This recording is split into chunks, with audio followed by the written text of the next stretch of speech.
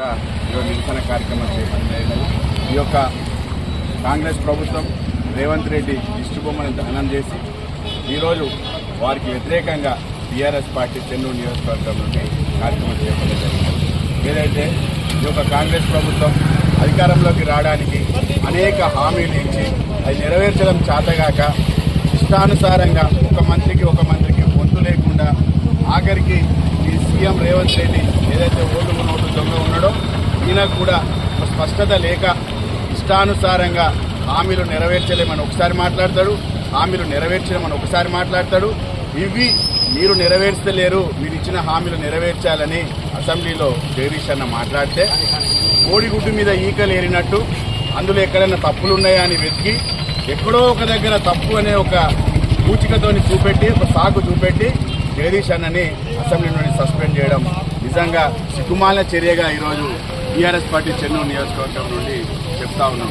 రేవంత్ రెడ్డి, నీకు నిజంగా చిత్తశుద్ధి ఉంటే, నీకు నిజంగా సిగ్గు చీము నెత్తురు ఉంటే నువ్వు ప్రజలకు ఇచ్చిన హామీలను నెరవేర్చేందుకు దృష్టి పెట్టు తప్ప ఈ బీఆర్ఎస్ పార్టీ నాయకులని, ఎమ్మెల్యేలని, అధికారులను ఎవరైతే మీకు వ్యతిరేకంగా మాట్లాడుతున్నారో వాళ్ళని ట్రాన్స్ఫర్ చేసుడు, పార్టీలు ఉన్న వాళ్ళని సస్పెండ్ చేసుడు, మీకు ఇంకా టీఆర్ఎస్ పార్టీ నాయకుల మీద అక్రమ కేసులు పెట్టి వాళ్ళని జైల్లోకి పంపించడు. ఇంతే తప్ప మీరు ఇచ్చిన హామీలు నెరవేర్చాలనే ఆలోచన మీకు ఇంకా కూడా రావట్లేదు. నిజంగా చాలా బాధాకరం. మీరు రైతులను మోసం చేసిండ్రు, మహిళల్ని మోసం చేసిండ్రు, విద్యార్థులను మోసం చేసిండ్రు, నిరుద్యోగులను మోసం చేసి ఇట్లా చెప్పుకుంటూ పోతే మీరు ఇచ్చిన 420 హామీలు, 6 గ్యారంటీలు ఎక్కడ కూడా నెరవేర్చలేదు. కాకపోతే దురదృష్టవశాత్తు నిన్న గవర్నర్ తోని కూడా మీరు అబద్దాలు, అసెంబ్లీ సాక్షిగా అబద్దాలు చెప్పేయడం నిజంగా చాలా దారుణమైన విషయం. ఇది మీరు ఇంకా కూడా ఇదే విధంగా తప్పుని ప్రజల్లోకి తీసుకెళ్తూ నెరవేర్చినము అనే ఒక అబద్దపు మాటల్ని ప్రజల్లోకి తీసుకెళ్దామని ఇంకా కూడా అట్నే బతుకుదామనుకుంటే ఈ సంవత్సరన్నర పరిపాలనలో ప్రజలందరికీ అర్థమైంది మీరు ఇచ్చిన హామీలేంటి, నెరవేర్చిందేంటి, ఏ మేరకు మీకు చేతనైద్ది, మీకు అసలు చేతనైద్దా ప్రభుత్వం నడపడానికి, చేత కాదా అని కూడా ప్రజలకు అర్థమైపోయింది. ఎక్కడ ఎన్నికలు జరిగినా, ఎటువంటి ఎన్నికలు జరిగినా మిమ్మల్ని బొందబెట్టడానికి ప్రజలు రెడీగా ఉన్నారు.